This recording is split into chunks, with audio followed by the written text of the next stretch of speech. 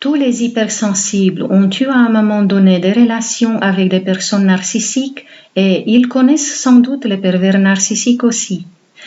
Par ailleurs, les relations avec les personnes neurotypiques ne sont pas toujours transcendantes non plus pour un hypersensible, n'est-ce pas? C'est d'ailleurs une des plus grandes peines des HS. Ils ont souvent été déçus par le manque d'empathie et de l'incapacité de l'autre à être à l'écoute et dans le partage. Dans une relation, le HS donne beaucoup en termes de temps, d'attention, d'écoute et de compassion, et pas que. Et souvent, il perçoit le monde comme un mur de froideur et d'indifférence. Ce qui aide énormément un hypersensible est le fait de comprendre qu'il a un profil différent de la majorité des gens. Il n'est pas inférieur, mais différent. Et que le manque de compatibilité avec la plupart des gens est dû non pas à son caractère mauvais comme on lui a souvent reproché, mais plutôt au fait que l'autre n'est pas sur la même longueur d'onde que lui. L'autre a une autre structure antérieure. Cela devrait vous aider à prendre du recul et d'avoir un regard plus compatissant envers vous-même. Ça peut aussi améliorer certaines de vos relations car vous apprenez ainsi que la majorité de gens ont une certaine incapacité à ressentir l'âme des autres êtres. Ils peuvent avoir du mal à identifier les émotions de ceux qui les entourent. Cela justifie le fait qu'ils ne vous comprennent pas. Et ça ne laisse aucune chance d'ailleurs à une relation avec un pervers narcissique, car non seulement il ne cherche pas à vous comprendre, mais il est déterminé à vous annihiler complètement. Comme l'hypersensible a attiré souvent des manipulateurs qui l'ont vidé d'énergie en laissant derrière eux un immense désert, il construit des rêves et des espoirs maintenant en misant sur des relations avec d'autres hypersensibles. Et c'est de cela que je veux vous parler aujourd'hui pour vous éviter des éventuels tracas. Une fille HS a exprimé en séance récemment sa conviction qu'elle sera enfin heureuse car cette fois-ci elle a choisi un homme hypersensible et qu'elle était convaincue que cette fois-ci c'était pour de bon.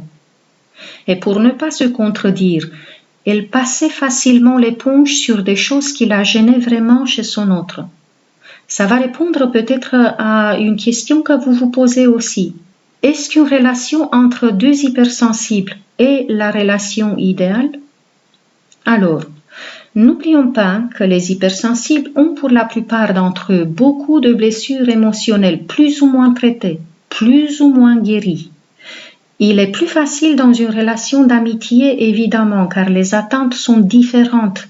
Par contre, dans une relation de couple, lorsque l'un ou les deux partenaires hypersensibles ont encore des blessures d'âme ouvertes, il est assez rare qu'il y règne une bonne entente et qu'il y ait une harmonie propice à leur épanouissement malheureusement. Ceci dit, ça pourrait marcher si les traumas du passé des deux ne sont pas très graves et donc les séquelles non plus.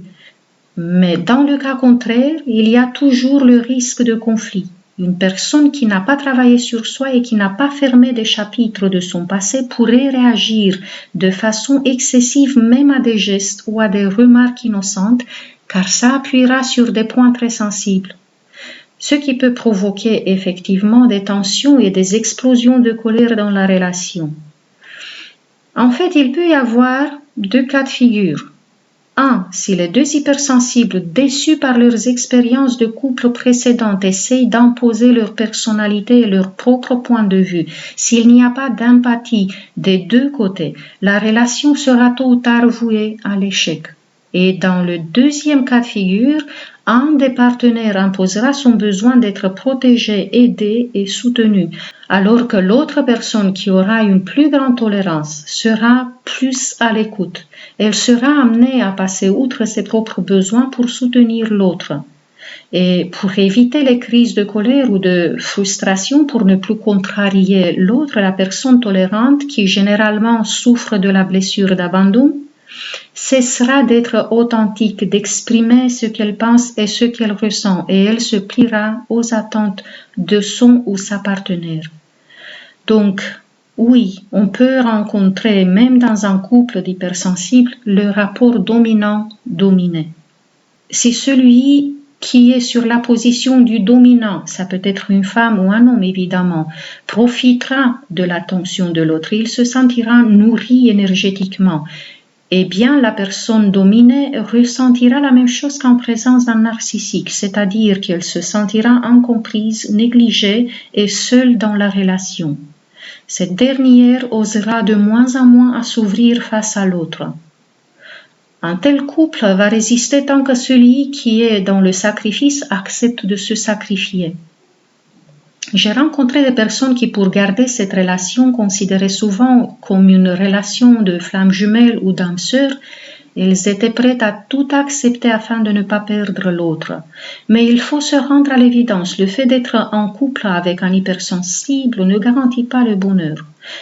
La clé pour une relation réussie, qu'on soit en couple avec un neurotypique ou un hypersensible, est toujours de gagner un respect de soi et de faire évoluer l'image qu'on a de soi-même. Petite parenthèse, j'ai justement une séance sur ma boutique en ligne qui vous aide à rehausser cette image de vous-même, lien dans la barre d'infos. Parce que tant qu'on gardera de soi une image d'éternelle victime, de personne faible, sans personnalité, sans valeur, eh bien, il y a le risque qu'on soit toujours utilisé par les autres. On a impérativement besoin de grandir à nos propres yeux afin que les autres nous voient grandes aussi. On ne conscientise peut-être pas assez que ce qui nous fait vibrer en réalité dans l'idée de couple, c'est-à-dire le respect, la compassion, le soutien réciproque, la douceur, l'amour, tout cela n'est pas possible entre des êtres qui vivent à travers des peurs, des désirs de dominer ou de se nourrir de l'énergie de l'autre. L'amour pur est possible uniquement entre des êtres qui ont dépassé leurs facettes blessées, qui évoluent continuellement vers des niveaux de plus en plus élevés de leur âme.